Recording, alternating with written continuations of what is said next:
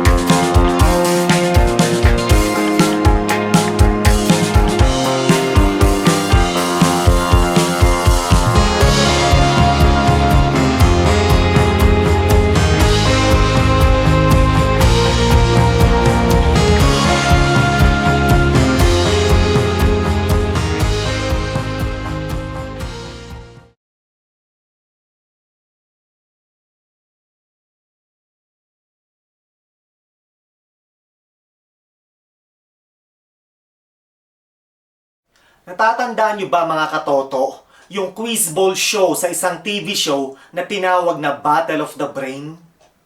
Natatandaan nyo pa ba? Nagkaroon ng meme yan eh. Nagkaroon ng meme yan sa Pilipinas, sa isang TV gag show sa bansang Pilipinas noong 1990s. Tinawag nila itong Battle of the Brainless. Aha, Battle of the Brainless. So parang ganyan mga katoto. Sa tuwing makakausap ko o magkakaroon ako ng kausap na isang Filipino Trump supporter, pakiramdam ko nasa Battle of the Brainless ako eh. Aha, yan ang pakiramdam ko na nasa Battle of the Brainless ako. Mga katoto, ang dami ko nang nakausap, ang dami ko nang na-encounter, ang dami ko nang nakadebate / nakaargumento ng mga Filipino Trump supporters. Alam niyo mga katoto, yung idiocy, disinformation, at misinformation ay napakataas. Very staggering mga katoto. Oo.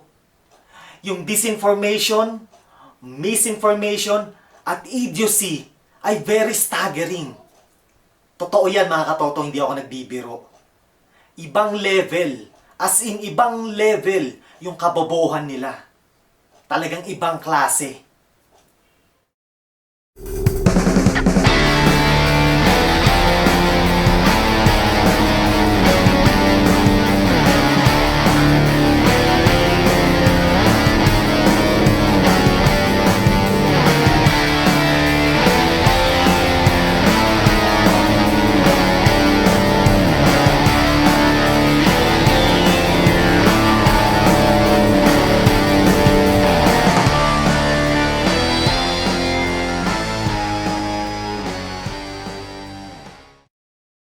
Parang mga DDS mga katoto o yung mga Duterte fanatics / supporters.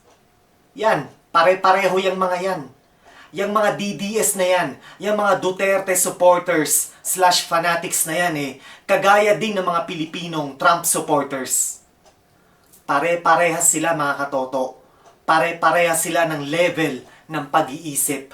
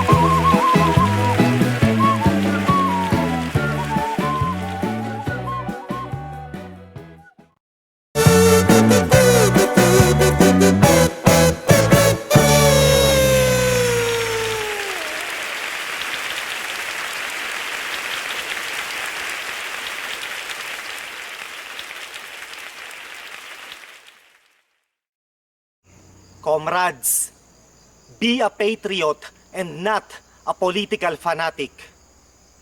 Mga katoto, maging tapat sa iyong bayan at hindi sa iyong iniidolong politiko.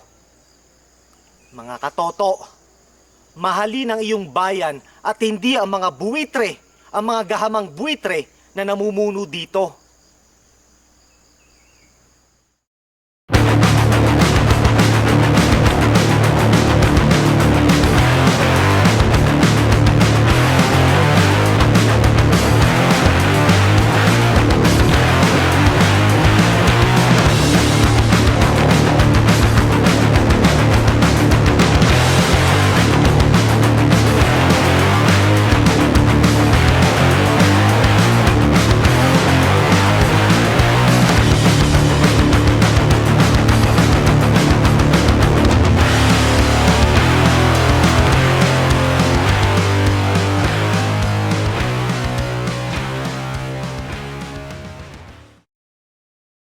Alam nyo mga katoto, talamak ngayon sa bansang Amerika ang pangre-raid at pang-aaresto ng ICE agents laban sa mga undocumented immigrants. Sa mga kababayan kong Pilipino na unfortunately walang legal documents sa bansang Amerika, mag-iingat kayo. Okay? Mag-iingat kayong lahat. Okay?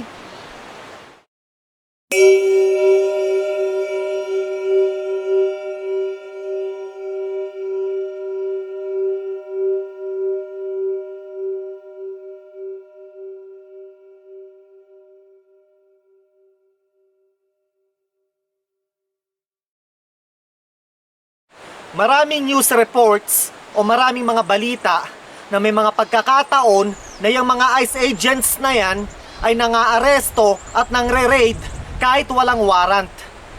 Kahit na walang warrant of arrest. Illegal yan mga katoto. Illegal yan. Para sa mga kababayan kong undocumented immigrants sa bansang Amerika, know your rights. Okay? Know your rights. Okay? Hindi kayo pwedeng arestuhin ng kahit na sinong ICE agent kung walang warrant of arrest na pirmado ng isang judicial judge. Okay? Uulitin ko hindi kayo pwedeng arestuhin ng kahit na sinong ICE agent na walang warrant of arrest na pirmado ng isang judicial judge. Okay? Kung mayroong ICE agent na nangaharas sa inyo, sampahan nyo ng reklamo. Sampahan nyo ng reklamong administratibo. Okay? Again, sa mga kababayan kung walang papel o undocumented sa bansang Amerika, know your rights. Mag-iingat kayong lahat. Okay?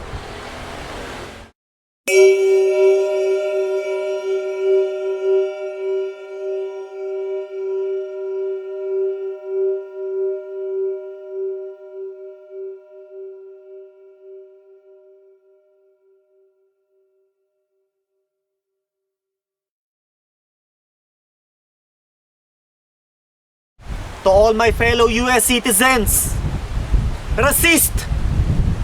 Okay? Resist! Ating labanan ang halimaw na yan. Ating labanan ang authoritarianism ng halimaw na yan at ng kanyang kaibigan na si Elon Musk. Okay? Resist! Uulitin ko, labanan natin ang authoritarianism ng Orange Monster na yan at ng kanyang kaibigan na si Elon Musk. Okay? Resist!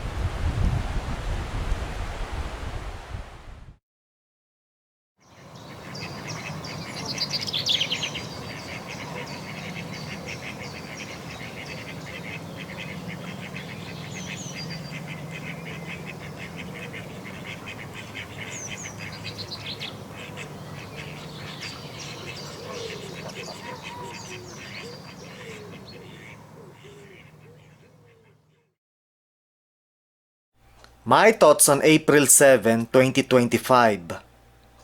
I often wonder of how we got to this extreme level of idiocy and wickedness.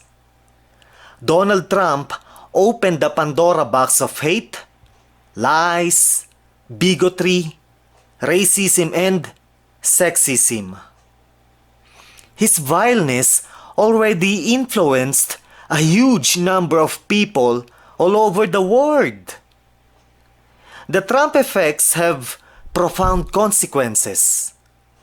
Consequences that will take years before fading, but will surely leave a scar within worldwide societies.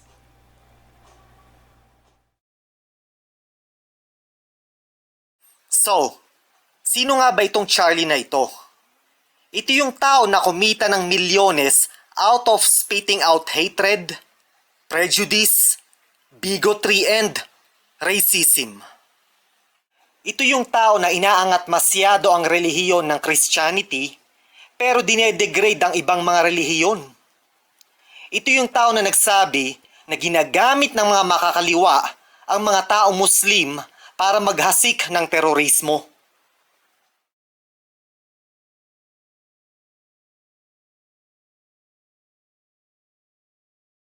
Ito yung tao na nagsabi na matatakot siyang sumakay ng eroplano kung nalaman niya kagad na ang piloto pala'y itim. Ito yung tao na dinedegrade ang mga itim na tao na kagaya ni jurist Ketanji Jackson na magna cum laude mula sa Harvard University, pero siya naman ay isang community college dropout.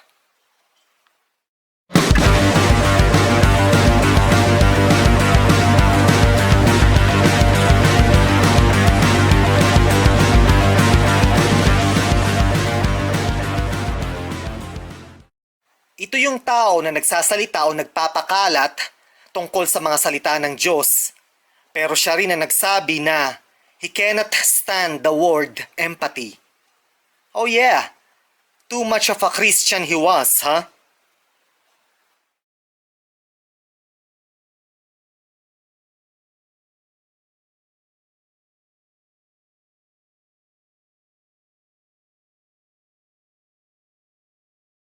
Ito yung tao na nagsabi na dapat latigohin right on the spot ang mga undocumented migrants na mahuhuli na pumapasok sa border ng Estados Unidos. Oh yeah, too much of a Christian he was, huh?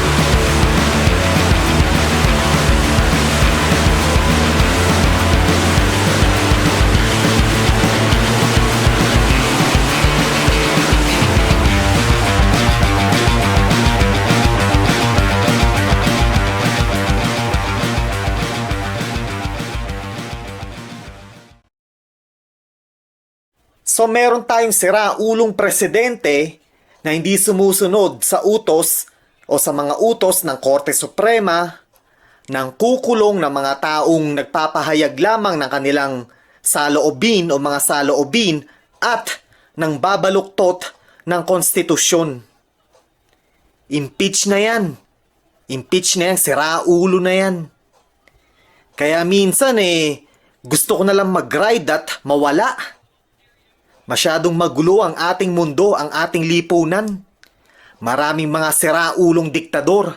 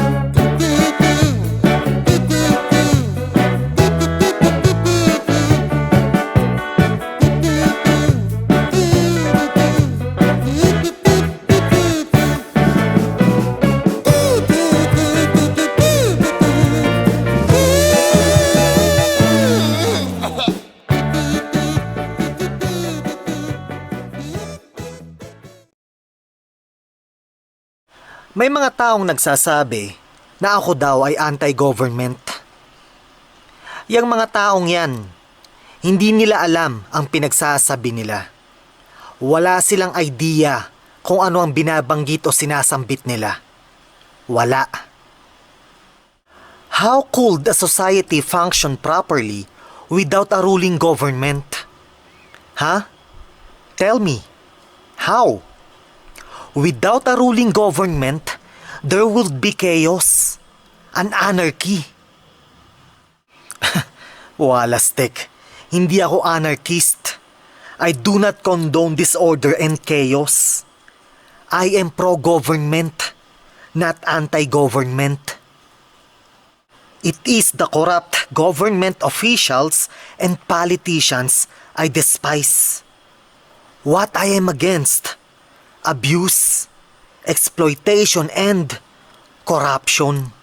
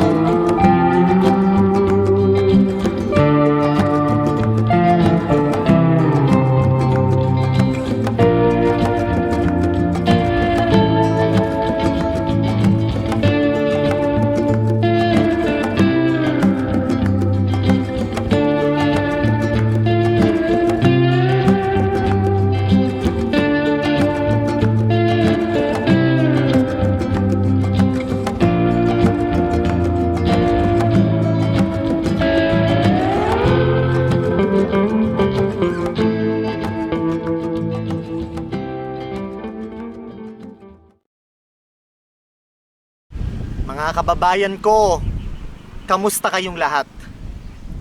Para sa mga kababayan kong walang papel o walang legal status sa bansang Amerika, mag-iingat kayo.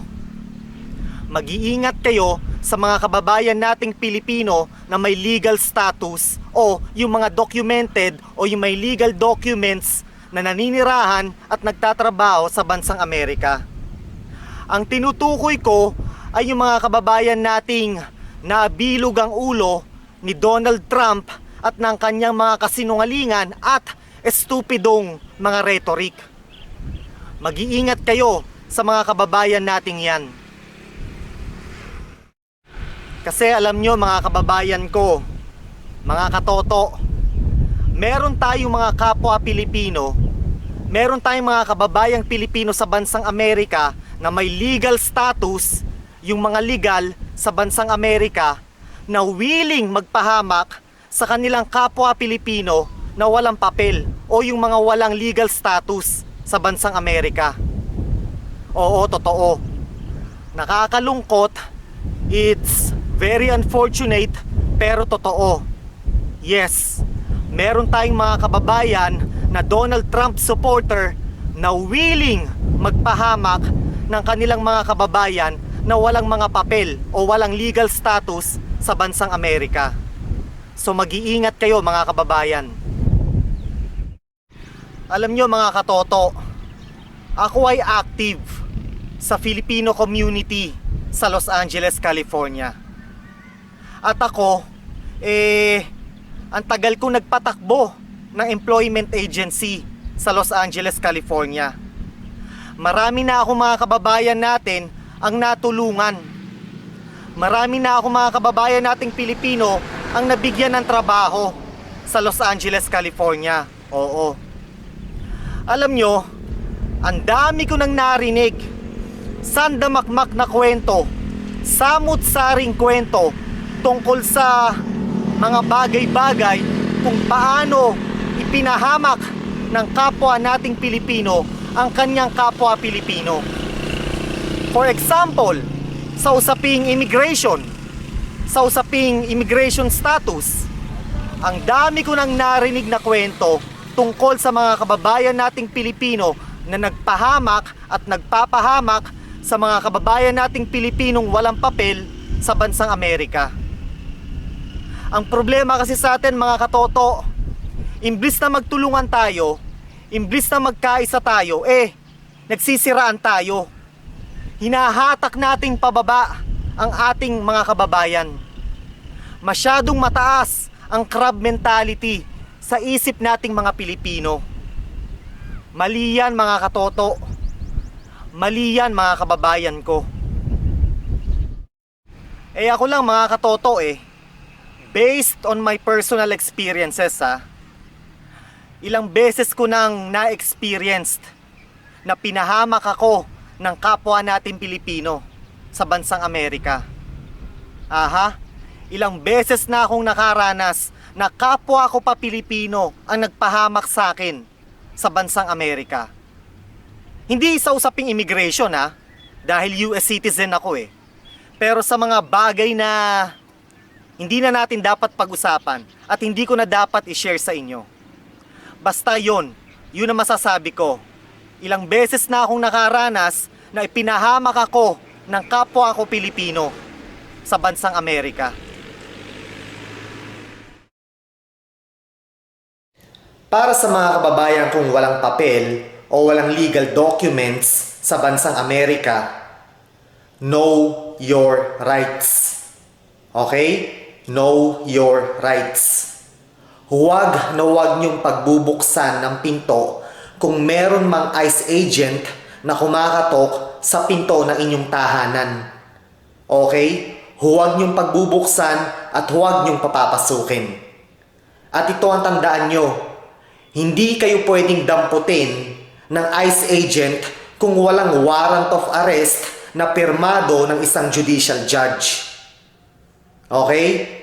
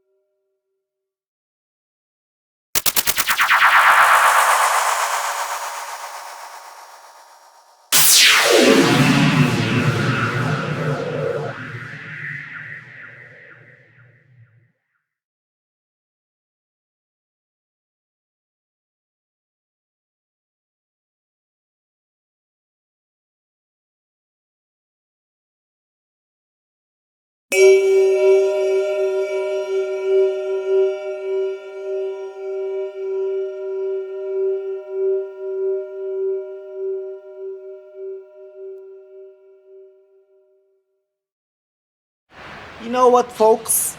It's so sickening and it's so shameful that there are politicians who use the tragedy that we are facing right now for their own political agenda, for their own political gain. It's sickening. Because right now, folks, what we need is compassion, love, sympathy, empathy, and humanism towards our fellow mankind. The heck, man, there's a time for politics. We can deal with politics sometime later, but not right now. Not right now. I will say it again, folks. We can deal with politics sometime later, but not right now, okay? Not right now. Because as of now, right now, what we need is to show love, to show gesture of compassion to our fellow mankind. Okay? Let's deal with politics sometime later. Alright? You know what, folks? I personally know a couple of families who lost their homes to the California wildfire. And believe me, I feel terrible for them. I feel sad for them. Come on now, folks.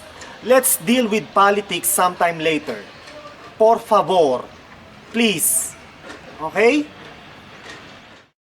My fellow Americans, please stop watching Fox News. Because by watching Fox News, you will learn nothing but hate and blame. And Elon Musk, shame on him.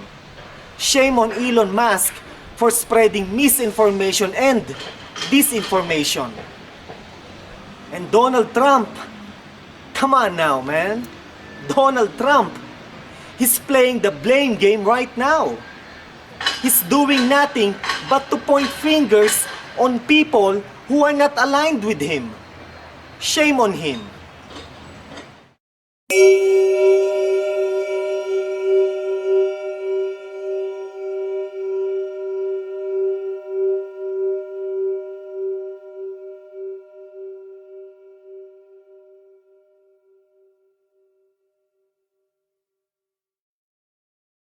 And you know what, folks? I am glad that Joe Biden is the current president right now. Because if Donald Trump was the current president right now, man, I have no word to say. Believe me, I have no word to say. So thank goodness that Joe Biden is the current president right now. Thank goodness.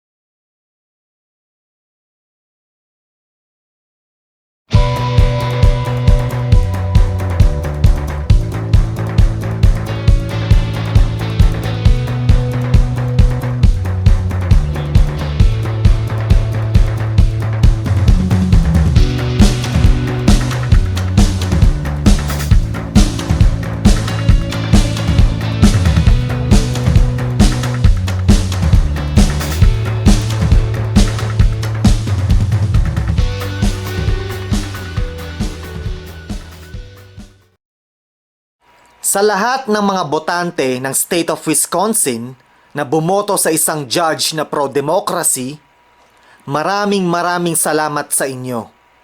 Maraming salamat at hindi nyo binenta ang inyong boto kay Elon Musk sa kabila ng kanyang mga gimmicks at vote buying scam. Maraming salamat at hindi nyo binenta ang democracy at liberty kapalit ng kakapiranggot na salapi mula sa isang bilyonaryong demonyo. Maraming salamat sa inyo.